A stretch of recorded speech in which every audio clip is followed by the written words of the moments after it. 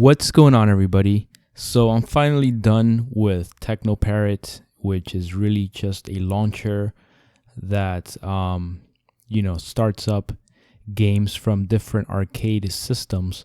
And these are pretty recent games. I mean, there's games in here as recent as like 2017. So these are really new arcade games that are out there. And there's some really cool stuff in here. Not all the games are brand new. There's also some older ones in here, but a lot of them are brand new, like, 2014, 17, 2010, so this was a beast of a system to get done because every single game needs to be configured on its own. There's a thread over on the Emuline forum that is, 500 plus pages, and a lot of it is in French and other languages, and it's a nightmare. I've been working on this thing nonstop, just making sure that it's right for you guys. So anyway, without any more talking, I'm going to show you guys how to apply this update. Now, this is going to be very, very different than my past updates because there's a lot more that has to be done. But as long as you can follow directions and point and click and move things around, you're going to be fine. Just make sure you pay attention and do everything as I do it, and you should be okay. So the first thing you want to know is that this is a big update, and pretty much all of you guys are going to be out of room and not have enough room for this update if you have the 2 terabyte or 7 terabyte setups. A few of you guys have upgraded to my 8 terabyte setup, and you're going to be all set for this update. But for those of you that have the 2 or the 7, you're going to want to make room on the drive if you want this update. And what I mean by that is you're going to want to maybe go in and take a look at some games that you maybe never really play. And, you can't really delete any random thing. Like if you go and delete, something from like Super Nintendo. I mean, not that you would, because who wants to delete Super Nintendo, but something similar like that, that's not going to really make an impact because those games are cartridge based and they're really small. I'm talking about Sega CD, Sega Saturn, PlayStation 1, PlayStation 2, Nintendo Wii, GameCube, anything like that was CD based. Those are the big hitters and the ones that are really going to make a lot of space if you get rid of anything like that. Some PC games are pretty big, and you can just right click on those and go to properties, check out the size. This update, when it's all extracted, is about 100 gigs or so. So it's pretty big. So let's get started. And the other thing I would suggest is that you guys downloaded this to an external hard drive. Again, if you download it directly to the D drive or to the PC itself, it's only going to take up even more space, and then you have to extract it on top of that.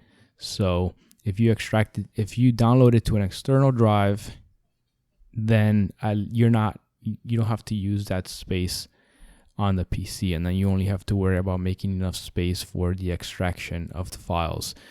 And to do that, what you can do is, so instead of just coming here and clicking on the link when you get it from me, you can just right click instead, do save link as, and let's say you had an external drive connected, you can select it over here on the left, or if you go to my computer, you see all your drives. In my case right now, I have this one here, new volume H, that is my external hard drive connected through USB.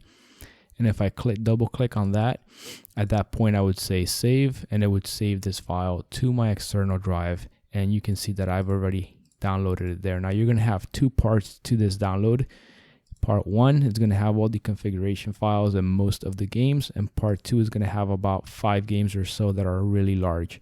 One of these games in here, School of Ragnarok, that game alone is about 33 gigs, so it's pretty big. So yeah. So again, just make some space. You're going to need to, unless you have the 8 terabyte drive. And definitely recommend you download this to an external drive. So once you do that, let me get out of here and minimize this. I'm going to go over here to the start menu, computer, snap this over here, And here is my external drive, right? I'm going to open that up in a new window. Actually going to snap this one to the right and my drive to the left. All right, so the first thing you're going to do is you're going to double click on the Teknoparrot Update Pack 1 7-zip, and then double click again, and then click the white space here to make sure that nothing is highlighted, and you're going to do extract, and over here you're going to click the button, you're going to select the D drive, hit OK, make sure it says D://, and you're going to click OK, and you're going to let everything copy over to the D drive. And if it asks to override or merge anything, just say yes. Now, once that is done, I'm not going to do that because I've already done this, and this takes a pretty long time because it's a big download. So when that finishes, this is where you're going to end up with. You're going to end up with these folders right over here. Just going to let that copy real quick. And obviously, it's going to copy a bunch of stuff to the arcade folder itself. And then these other folders and files are going to end up over here in this directory in the D drive along with the arcade folder. So let me just let this finish and we'll continue from there. Now you also have a Teknoparrot Update Pack number 2. And like I said, if you open that up, those are just a few games that are really large. So I broke them into their own download. So for that one, close it out, open it again. Same thing, you double click it, double click again. Click here so that nothing is highlighted. You go to extract, again, you choose the D drive, hit OK, make sure it says D:// and click OK. That's going to copy all those games over. So you can do part 1 first and then do part 2. All right, so I'm going to cancel out because I already did that. And this is almost done now. All right, so first thing you want to do is open up copy manually. This part you already know, you should already be familiar with this. We do this every time pretty much.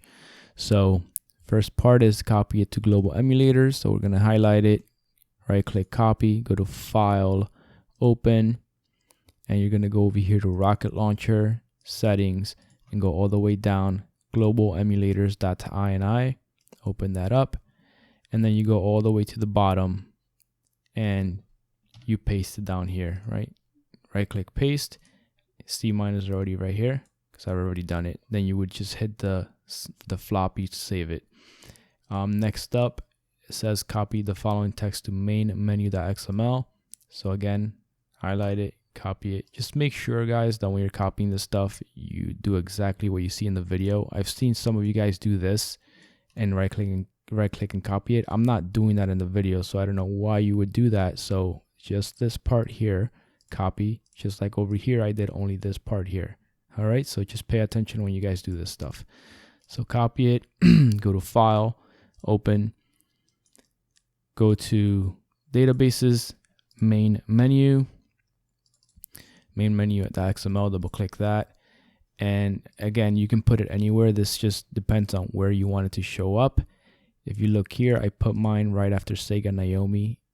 So I would just click at the end here, press enter, and then right click paste, and it would look just like that. And then I would save. Okay, so that's the first step. You can delete this copy manually .ini file because you don't need it anymore. And next up, we're going to do install these programs. So open that folder and just go in order 1, 2, and 3. First one, double click that one. Just double click it, not much is going to happen. You might see a quick flash on the screen. Next up, run this dxsetup.exe, and I'm going to do that with you. My computer froze. Okay, sorry about that, my computer froze for some reason. So yeah, double click the first one, then when that's done, it's just going to be really quick, just a flash on the screen. Double click dxsetup.exe, accept, next.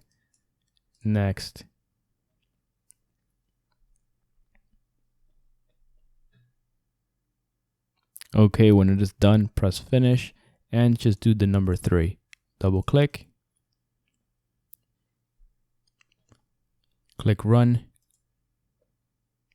next, I accept, next, and just say no to this, next. You can click next on that one and let it finish.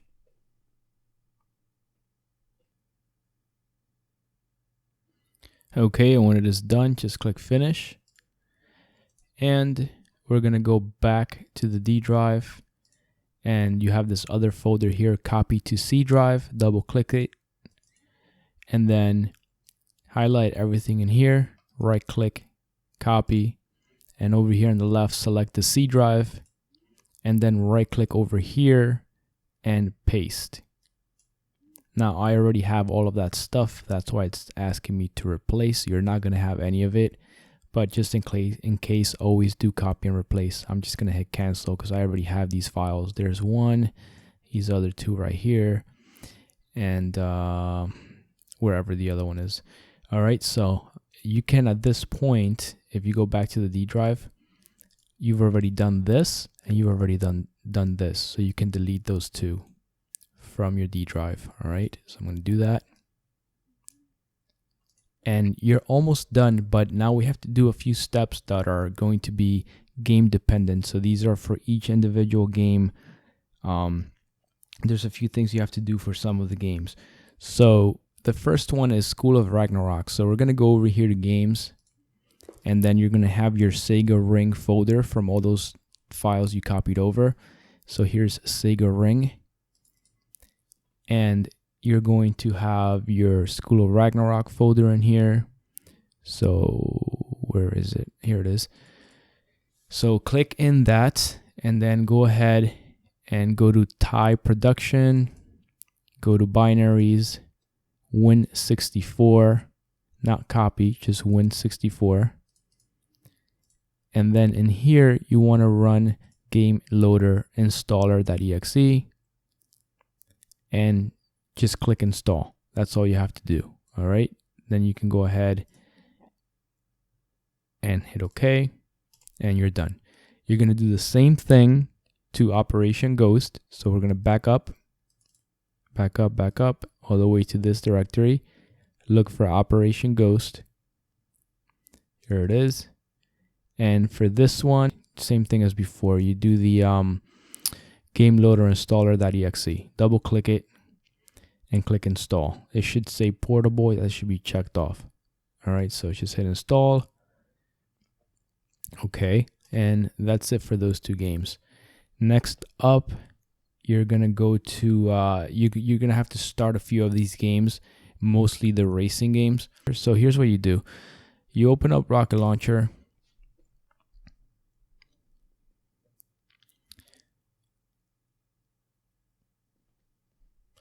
and you go to Sega Ring. So I'm just gonna type in Ring, click on it, and then to make this easier, I want you to go to the Settings tab, and I want you to go to Fade General right here. And for Fade In, set that to false. And then I want you to go to Main Settings, and for Hide Cursor, I want you to set that to false.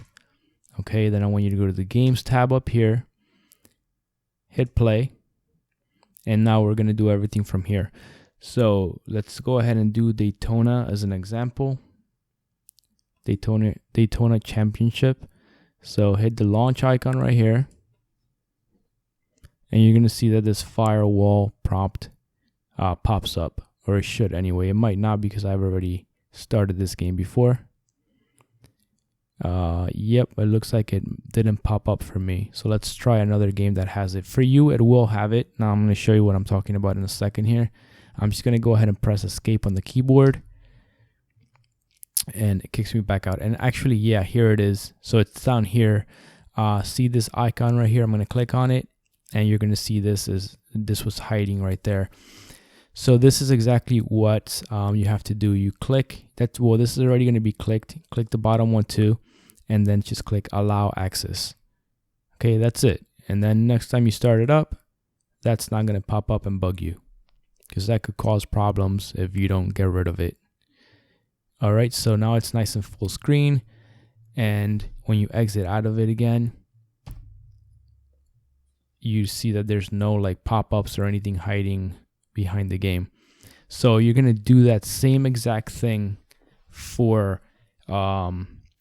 Ford Racing. So do it for this one. You're going to do it for GTI Club. So this one, you're going to do it for all of the initial D games. So that's this one, and this one. And you're going to do it for Let's Go Island. So Let's Go Island. You're going to do it for Mario Kart. You're going to do it for this one here, Puyo Puyo Quest Arcade. You're going to do it for Sega Racing, Sega Rally, and 2 more, Shining Force, Cross Raid, and you're going to do it finally for this Wangan Midnight Maximum Tune 5. I believe those are the only ones that have it, but if I missed any and you launch any other game in the future and you see that, you know what to do. Let me see if I can do one more. Let's do Ford Racing here. Start it up.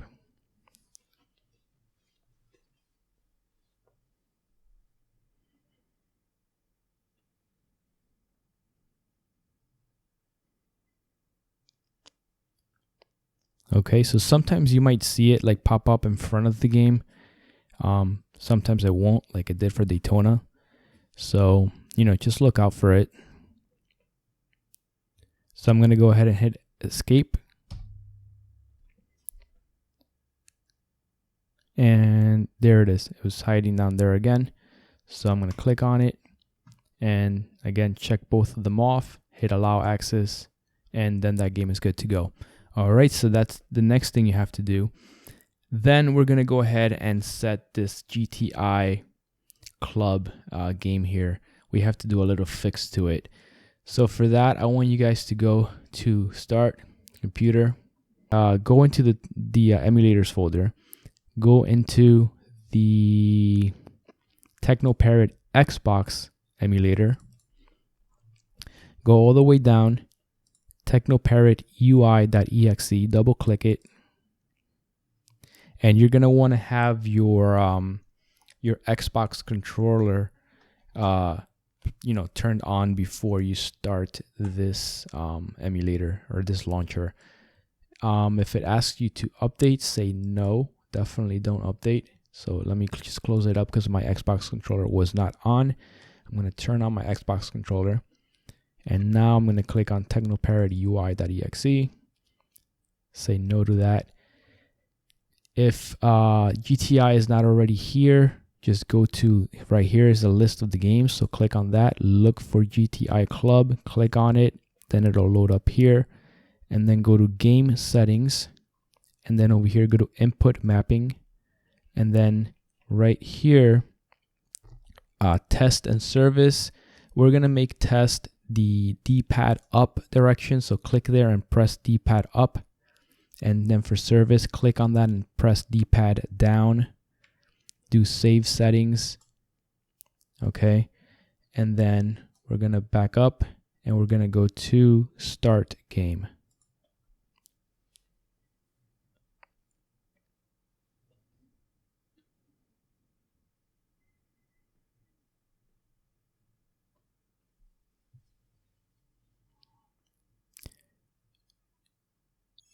All right, and when the game starts, you're gonna press up on the D-pad, and that's going to bring you here into the test menu. Then using the joystick, the left analog joystick, you're going to press down until you reach, I believe it's coin options. Then you're going to press, what is it? Start. Yep, start. Just to make the selection. Then you're going to go up to free play. I already have it on free, but yours is going to be on not free. So you're going to, highlight free play. You're going to press the joystick to the right until it says free. You're going to do save and exit. You're going to highlight that, press start. Now saving on the bottom there. And then that's it. You can go down to game mode and then press start on that. The reason you're doing that is because this game does not work with unless it's on free play. So now you can just simply press start when you want to start this game. All right, so we're going to go ahead and exit, press escape, and then that's it. That game is fixed. That's the only thing you have to do to it.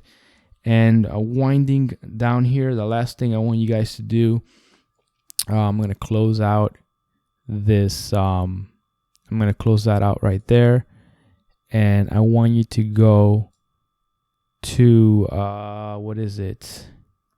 Parrot Loader and Parrot Loader 64. So in this same folder here, you have Parrot Loader right here and Parrot Loader 64. I want you to right click each one, properties, compatibility, and check off run as administrator, apply, hit OK, and do the same thing for 64, properties, compatibility, run this program as administrator, apply, OK. And then finally, you're going to do the same thing for 2 games. So we're going to go to games. We're going to go down to Sega Ring. And inside of Sega Ring, you're going to look for Shining. What's the name of that game? Shining Force. There you go. Double click it. And you're gonna you're gonna right click this project F ring H release.exe. You're gonna right click it, properties, and again go to compatibility, click check run as administrator, apply OK, and then finally I'm gonna back up one time, and I'm going to select Pokken Tournament. So not the text file, the folder. There it is. Open that up, and I believe on this one it is this one here, firmapp.exe. Let me just verify that real quick.